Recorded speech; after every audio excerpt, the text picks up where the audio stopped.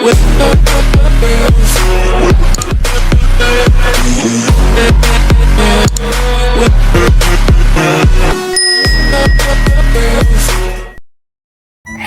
teman-teman, selamat datang di channel ini. Kalian pernah nggak sih merasa ragu pada diri sendiri saat tampil di kelas maupun berbicara di depan umum? Atau merasa kurang pintar, atau bisa jadi merasa kurang menarik, dan pada akhirnya jadi minder. Nah, itu semua berkaitan erat dengan satu hal yang sangat penting, tetapi masih sering diabaikan, yaitu konsep diri. Dan lebih dari itu, konsep diri ternyata sangat berpengaruh loh terhadap retorika, yaitu cara kita berbicara dan berkomunikasi dengan orang lain. Dan pada hari ini langsung saja kita bahas tuntas tentang yang pertama, apa itu konsep diri. Yang kedua, apa saja pembagiannya.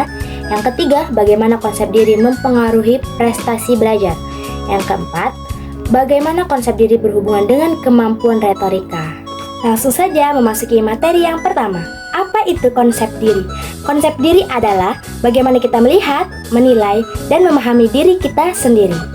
Ini mencakup perasaan kita terhadap siapa kita, apa yang kita mampu lakukan, dan bagaimana kita memosisikan diri di tengah masyarakat.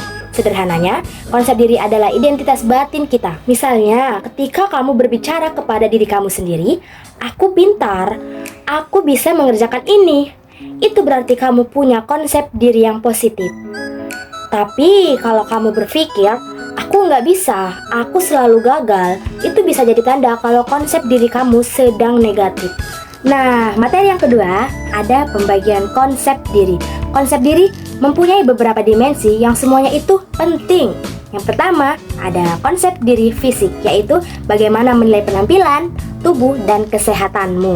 Yang kedua ada konsep diri psikologis, yaitu pandangan terhadap kepribadianmu, emosi, dan pola pikir kamu. Yang ketiga ada konsep diri sosial, yaitu cara kamu melihat diri kamu dalam hubungan sosial atau di keluarga, bisa jadi di pertemanan, bahkan di media sosial. Yang keempat ada konsep diri akademik, yaitu berkaitan dengan kemampuan, cara kamu belajar, apakah kamu pintar, apakah kamu dapat memahami pembelajaran itu, termasuk motivasi dan ambisi belajar. Yang kelima ada konsep diri moral, yaitu pandangan kamu terhadap nilai dan prinsip hidup. Apakah kamu merasa menjadi pribadi yang jujur, bertanggung jawab, dan bisa dipercaya.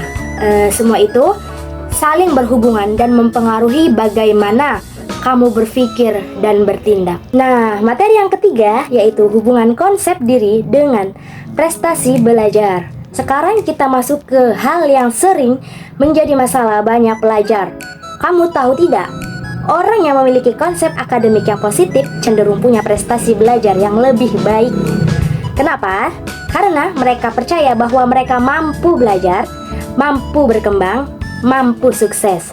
Dibandingkan dengan mereka yang mempunyai konsep negatif, biasanya lebih cepat menyerah, merasa minder, dan sering tidak berani mencoba.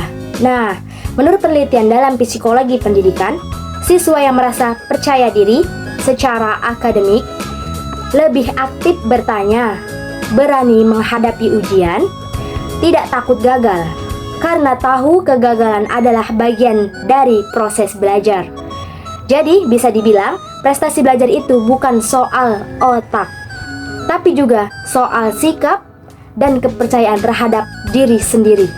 Nah, sekarang kita memasuki materi yang keempat, yaitu hubungan konsep diri dengan komunikasi retorika.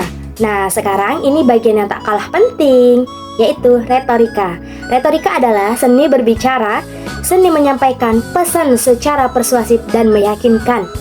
Kamu mungkin pernah melihat orang berbicara di depan umum dengan sangat percaya diri, jelas, dan bikin semua orang itu tertarik mendengarkannya. Kan? Itu adalah bentuk retorika yang baik, tapi semua itu tidak bisa terjadi kalau konsep diri itu lemah. Hubungan antara konsep diri dengan retorika itu sangat erat. Kenapa? Karena kepercayaan diri memengaruhi cara kamu berbicara. Orang yang yakin pada dirinya akan berbicara lebih tegas, ekspresif, dan tidak ragu. Konsep diri membentuk kredibilitas atau etos kamu sebagai pembicara. Orang lain akan lebih mudah percaya dan menghargai kamu kalau kamu juga menghargai dirimu sendiri. Konsep diri memengaruhi keberanian untuk mengekspresikan ide dan pendapat. Orang dengan konsep diri positif akan berani menyampaikan gagasan meskipun berbeda dengan orang lain. Retorika itu bukan cuma soal kata-kata, tapi juga soal energi, ekspresif, dan keyakinan. Dan semua itu bersumber dari konsep diri. Jadi teman-teman, dapat kita simpulkan bahwa konsep diri adalah fondasi dari segala tindakan kita.